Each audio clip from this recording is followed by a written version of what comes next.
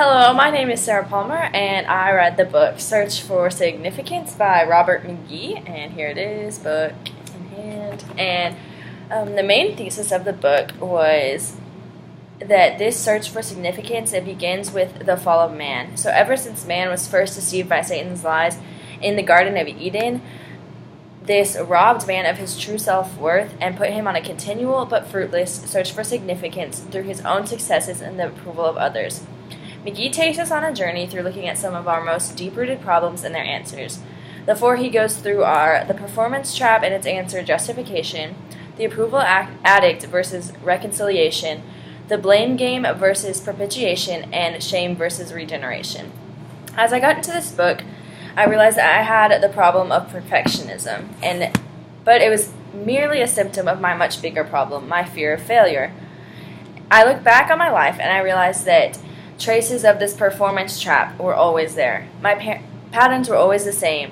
These outer pressures, whether it's from parents or coaches or teachers, caused pseudo self-induced striving. I always thought that how well or bad I did something showed how good of a person I was, how good I was at something, but that wasn't always the case. I was always had to appear perfect, like I had it all together, even if I didn't. If I messed up on a test or a game, I would have outbursts of anger toward my parents, followed by deep moments of depression, deep times of depression. I would sit in my room in silence, just letting the lies of the enemy resound in my head. It even came to the point that I used Christian activities to measure myself up spiritually. It was like I was building this resume. I was on the leadership team in my youth group. I volunteered at every church event. I went to every church camp. I was president of the Bible study club at my school. I thought I was just trying to make God smile, that's what I would say.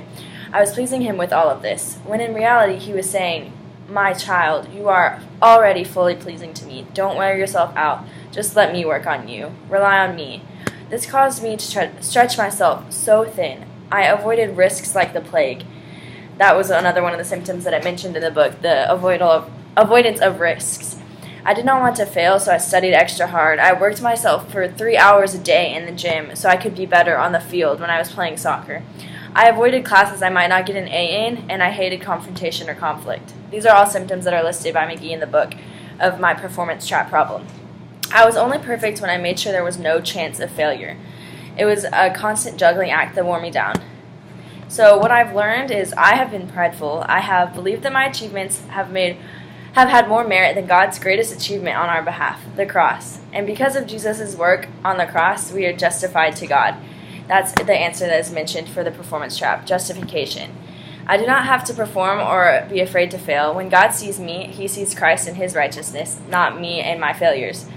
I am blameless and pure in his sight, not because of what I have done or because of my performances or my strivings, but what Christ has done for and in me.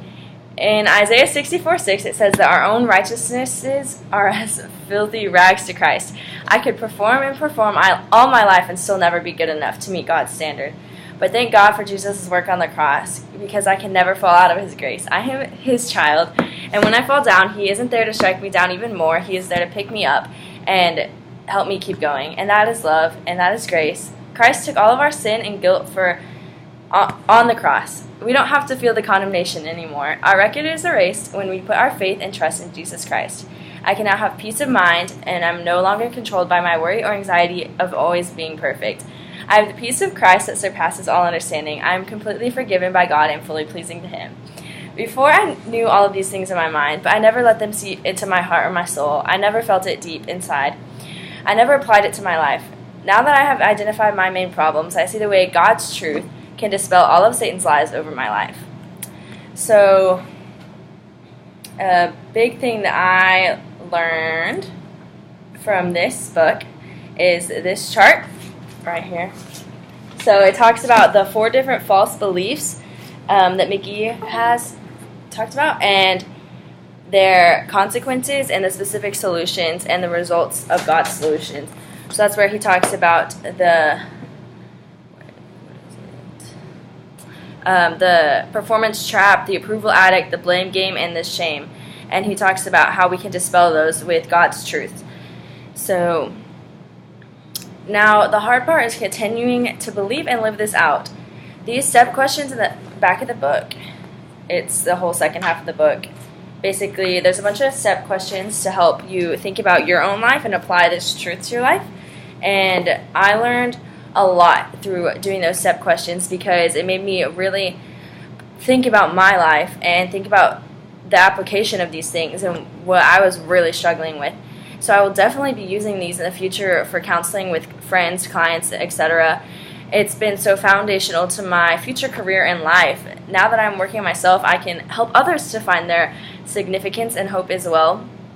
Going into the rest of my college and career or family life, I'm going to use these truths of justification, reconciliation, propitiation, and regeneration to rebuke Satan's lies over my life and those that come to me. I will not give him a foothold anymore, and I am fully pleasing to the Father. I am totally accepted by God. I am deeply loved by God. I am a new creation in Christ, and so is everyone around me. Believing this and treating everyone like this will help me to give out that unconditional grace, love, and acceptance that God has given to me.